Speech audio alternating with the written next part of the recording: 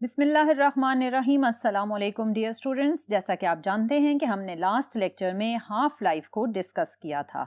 हमने देखा था कि किस तरह radio active nuclei half life के टाइम पीरियड में हाफ नंबर ऑफ न्यूक्लियाई को डिके करते हैं और हाफ नंबर उनका रिमेनिंग होता है। आज हम हाफ लाइफ और एक और फैक्टर जिसे आप डिके कांस्टेंट कहते हैं, इन दोनों के बीच का रिलेशनशिप फाइंड करेंगे फॉर रेडियो एक्टिव न्यूक्लियाई। तो चलिए स्टार्ट करते हैं।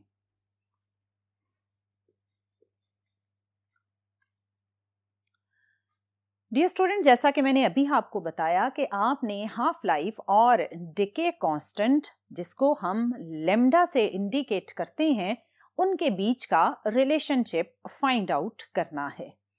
इस रिलेशनशिप को फाइंड आउट करने से पहले हम कुछ टर्म्स और उनसे रिलेटेड नेम्स को जान लेते हैं। हम अपनी इस स्टार्टिंग डेरिवेशन में यूज करेंगे कैपिटल N को as original number of atoms या original number of radio active atoms, और डेल्टा N टर्म इंडिकेट करेगी change in number of atoms with time, और डेल्टा T इंडिकेट करेगा time for this required change. इसमें आपके पास N, मैं repeat कर देती हूँ, ओरिजिनल नंबर ऑफ एटम है। फिर एक सर्टेन टाइम पीरियड गुजरने के बाद जब ये नंबर ऑफ न्यूक्लियाई डिके करेंगे तो इनमें डिके की वजह से क्या चेंज आएगा वो कहलाएगा डेल्टा N। डियर स्टूडेंट, अगर मैं आपसे कहूं कि इसमें change in number of atom जो कि है delta N, this delta N is directly proportional to original number of radioactive atoms। तो मेरी इस प्रोपोर्शनैलिटी का मतलब क्या है? डियर स्टूडेंट, अगर आपके पास ओरिजिनल नंबर ऑफ एटम्स हैं 1000 और एक हाफ लाइफ का टाइम पीरियड गुजरने के बाद इस 1000 में से 500 डिके हो जाएंगे और आपके पास जो रिमेनिंग एटम्स होंगे वो होंगे 500। इसका मतलब जो चेंज आया with in this time period वो चेंज है 500 का। लेकिन अगर मेरे पास ओरिजिनल नंबर ऑफ एटम्स होते ही 10, तो एक हाफ लाइफ गुजरने के बाद 5 डिके हो जाते और 5 मेरे पास रिमेनिंग होते। सो इस सिचुएशन में जो change in number of atoms आया वो है 5 का। सो इसका मतलब ये हुआ कि अगर मेरे पास ओरिजिनल नंबर ऑफ एटम्स ज्यादा होंगे तो चेंज इन एटम्स भी ज्यादा आएगा, और अगर आपके पास ओरिजिनल नंबर ऑफ एटम्स कम होंगे तो चेंज भी आपके पास कम ही आएगा। बिल्कुल ऐसे ही कि अगर आपके पास 10,000 की अमाउंट है और आप उसमें से 5,000 खर्च करते हैं तो 5,000 एक बिगर अमाउंट आपके पास बची हुई भी है। लेकिन अगर आपके पास अमाउंट ही 1000 की है, उसमें से आप 500 यानी हाफ अमाउंट खर्च करते हैं, तो आपके पास रिमेनिंग भी बहुत कम अमाउंट होगी, that is 500। So dear student, इस इक्वालिटी के बेसिस पर आप ये कह सकते हैं कि change in number of atom is proportional to original number of atom. अगर original number of atoms bigger हैं तो आपके पास चेंज भी बिगर आएगा। अगर ओरिजिनल नंबर ऑफ एटम्स कम है तो चेंज भी कम आएगा। दूसरा, इसमें अगर मैं आपसे कहूं कि delta N is proportional to time, that is delta T। So delta N is proportional to delta T। ये बहुत ही सिंपल सी बात है। अगर आप किसी भी रेडियो एक्टिव न्यूक्लियाई को एक बड़े टाइम के लिए ऑब्जर्व करेंगे तो ऑब्वियसली उस बिगर टाइम में उसके अंदर जो डिसइंटीग्रेशंस होंगी वो भी ज्यादा होंगी, और उसका जो change in number of nuclei या नंबर ऑफ एटम्स आएगा वो भी ज्यादा आएगा। लेकिन अगर आप किसी रेडियो एक्टिव न्यूक्लियाई को बहुत ही कम टाइम पीरियड के लिए ऑब्जर्व करते हैं तो ऑब्वियसली उसमें चेंज भी उतना ही कम आएगा। सो आपने दो प्रोपोर्शनैलिटीज डिस्कस की, एक है delta N is directly proportional to N and delta N is directly proportional to delta T। इन दोनों को जब आप कंबाइन करेंगे तो ये बनेगा delta N is proportional to N delta T। जब आप इस प्रोपोर्शनैलिटी के फैक्टर को इक्वलिटी में कन्वर्ट करेंगे तो ये कुछ इस फॉर्म में चेंज हो जाएगा, delta n equals to minus lambda n delta t। मैंने माइनस का साइन और लेमडा लिखा। लेमडा है कांस्टेंट जिसे आप कहते हैं डिके कांस्टेंट, और नेगेटिव साइन इस इक्वेशन में ये इंडिकेट करता है कि change in number of atom with time decreasing है। अगर हम इस इक्वेशन में नेगेटिव साइन नहीं लगाते तो ये इंक्रीजिंग चेंज को इंडिकेट करता है, जो रेडियो एक्टिव न्यूक्लियाई के केस में गलत हो जाता है, क्योंकि radio active nuclei with time जब डिसइंटीग्रेट होते हैं तो उनका नंबर डिक्रीज होना स्टार्ट हो जाता है। इस डिक्रीजिंग फिनोमेना को समझने के लिए इस इक्वेशन में आप नेगेटिव का साइन लगाएंगे। अब इसी इक्वेशन से आप लेमडा, जिसे हमने कहा कि ये डिके कांस्टेंट है, अगर आप इसकी इक्वेशन डिराइव करें तो लेमडा की इक्वेशन कुछ इस तरह से बनेगी, lambda equals to minus delta n over n divided by delta t। इसमें delta n over n fraction of decaying atoms है और delta t obviously time period है। इस इक्वलिटी के बेसिस पर अगर आप डिके कांस्टेंट लेमडा को डिफाइन करें तो इसकी डेफिनेशन कुछ इस तरह से बनेगी कि decay constant is the ratio of fraction of decaying atoms per unit time, या आप इसे सिंपली यूं भी कह सकते हैं that lambda is the fraction of decaying atoms per second. अगर आप इसी इक्वेशन जो कि आपने लेमडा से लिंक की है, that lambda is equal to minus delta n over n divided by delta t, इस इक्वेशन से यूनिट ऑफ डिके कांस्टेंट देखें तो आपके पास न्यूमरेटर में डेल्टा n ओवर n है। ये सेम नंबर ऑफ एटम्स ही हैं, यानी आपके पास इसमें डेल्टा n भी नंबर ऑफ एटम्स है, n भी नंबर ऑफ एटम्स है। इस फ्रैक्शन का कोई भी यूनिट नहीं होगा, लेकिन डिनोमिनेटर में आपके पास है डेल्टा t, जिसको आप सेकेंड्स में यूज करेंगे तो आपके पास लेमडा का यूनिट बनेगा पर सेकेंड। डियर स्टूडेंट, आपने देखा कि लेमडा एक डिके कांस्टेंट है और ये fraction of decaying atoms per unit time बताएगा और इसका यूनिट है पर सेकेंड। डियर स्टूडेंट, यहाँ से आगे अगर हम आपकी बुक में देखें तो पेज नंबर 231 पर डिके कांस्टेंट और हाफ लाइफ का जो रिलेशनशिप बताया गया है वो है lambda T half is equal to 0.693।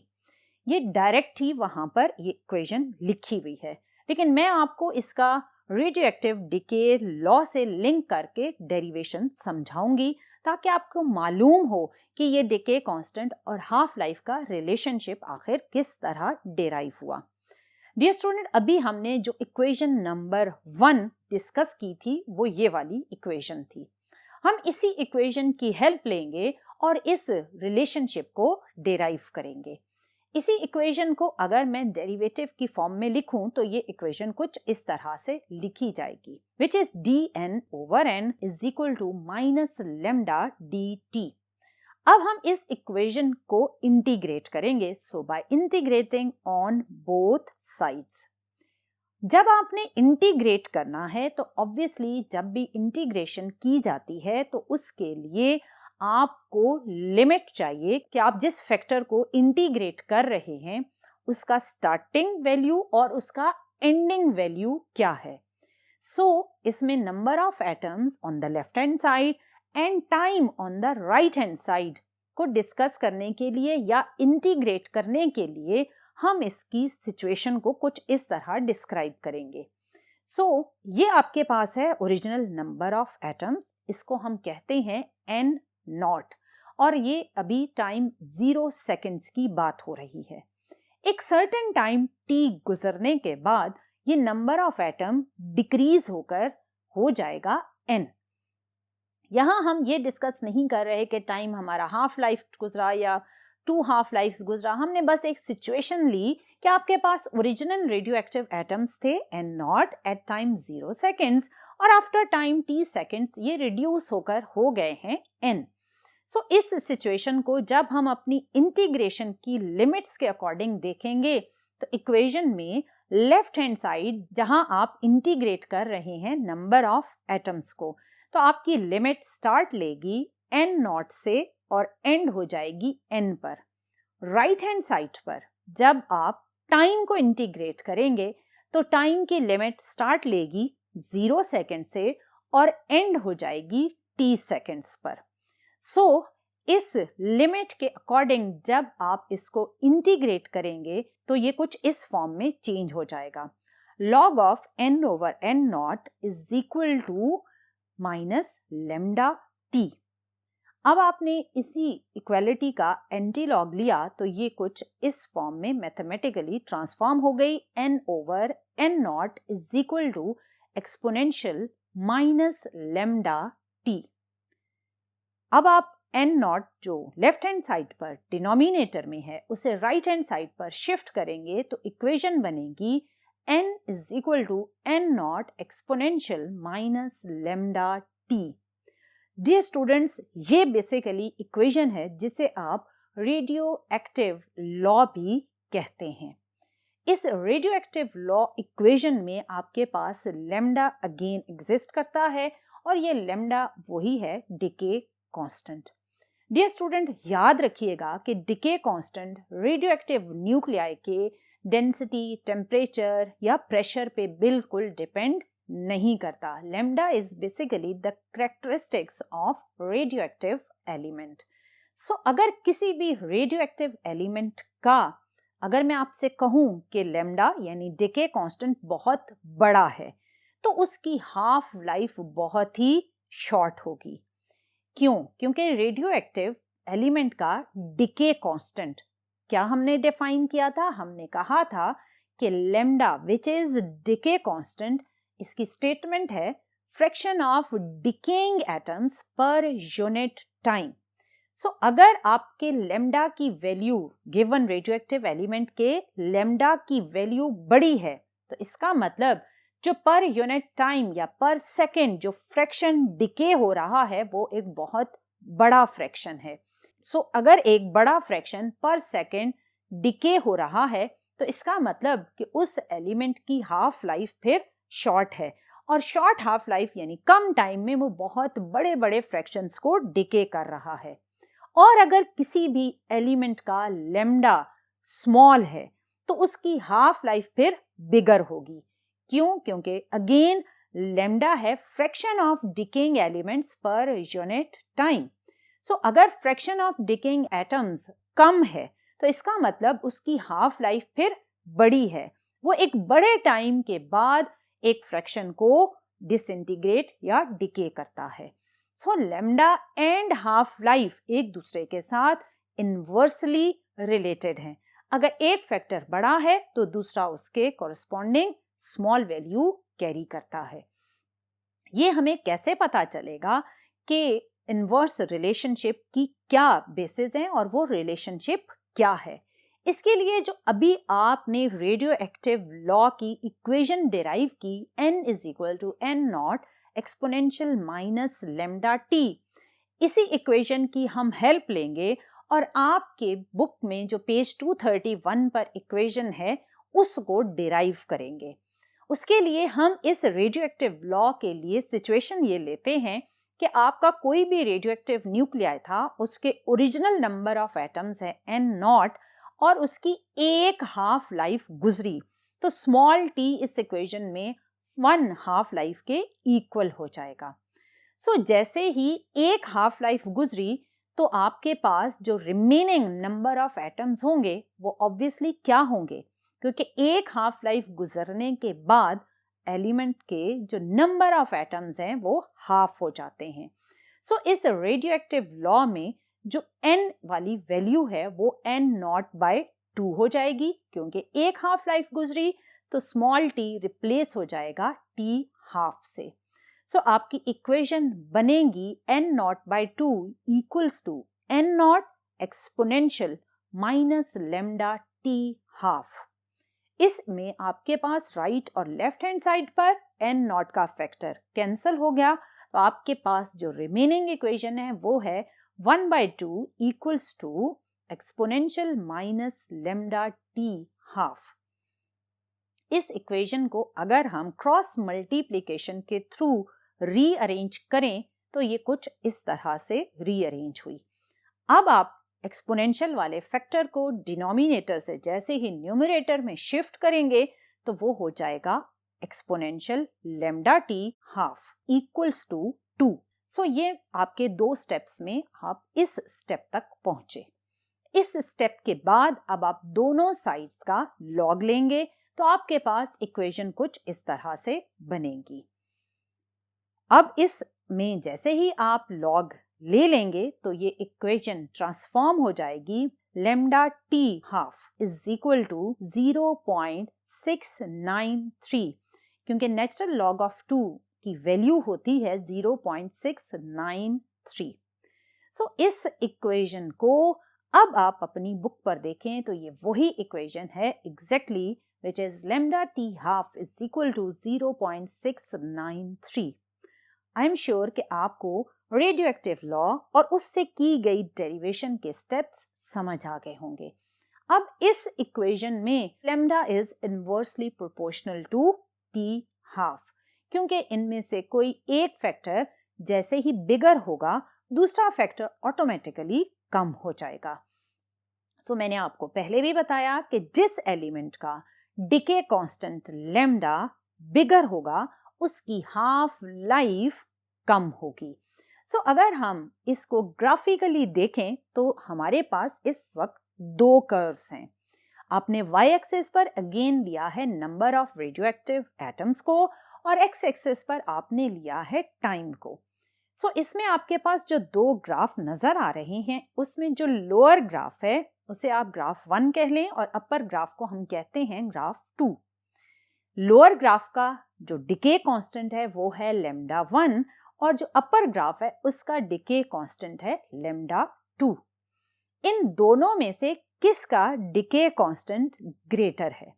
Obviously जो ग्राफ नंबर 1 है उसको अगर आप देखें तो वो बहुत तेजी के साथ डाउनवर्ड मूव कर रहा है, यानी इस ग्राफ में आपके पास जो फ्रैक्शन ऑफ डिकेइंग न्यूक्लियाई या फ्रैक्शन ऑफ डिकेइंग एटम्स है वो बड़ा है। सो ग्राफ 1 में जो आपका डिके कांस्टेंट है lambda 1 that is greater than lambda 2।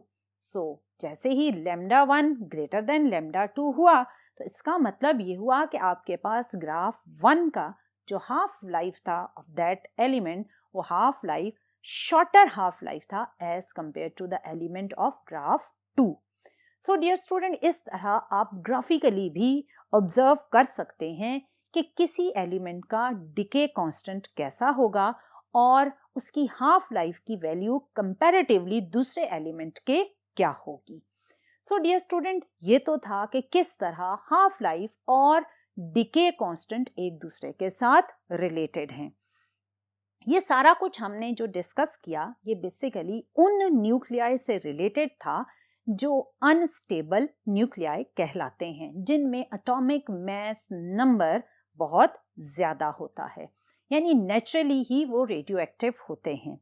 Dear student, आपके पास जो स्टेबल न्यूक्लियाई हैं आप उनको भी अनस्टेबल न्यूक्लियाई में ट्रांसफॉर्म कर सकते हैं। उसका तरीका क्या है कि आप स्टेबल न्यूक्लियाई पर एक फास्ट मूविंग न्यूट्रॉन को बम्बार्ड करें। जैसे ही ये फास्ट मूविंग न्यूट्रॉन उस एलिमेंट के न्यूक्लियस में एंटर होगा तो वो न्यूक्लियाई एक अनस्टेबल न्यूक्लियाई में ट्रांसफॉर्म हो जाएगा, क्योंकि इस फास्ट न्यूट्रॉन की वजह से वो न्यूक्लियाई एक्साइटेड स्टेट में चला जाएगा और वो एक अनस्टेबल न्यूक्लियाई में ट्रांसफॉर्म होगा। लेकिन ये unstable nuclei natural radio activity के प्रोसेस में डिस्कस नहीं होगा, क्योंकि ये एक मैन मेड अनस्टेबल न्यूक्लियाई है। सो इसे आर्टिफिशियल रेडियो एक्टिविटी कहा जाता है। So dear student, this was all about half life and decay constant. I am sure कि आपको सारी बातें समझ आ गई होंगी। इंशाल्लाह आने वाले मजीद लेक्चर्स में रेडियो एक्टिविटी को डिस्कस करेंगे, बट टिल देन अल्लाह हाफिज।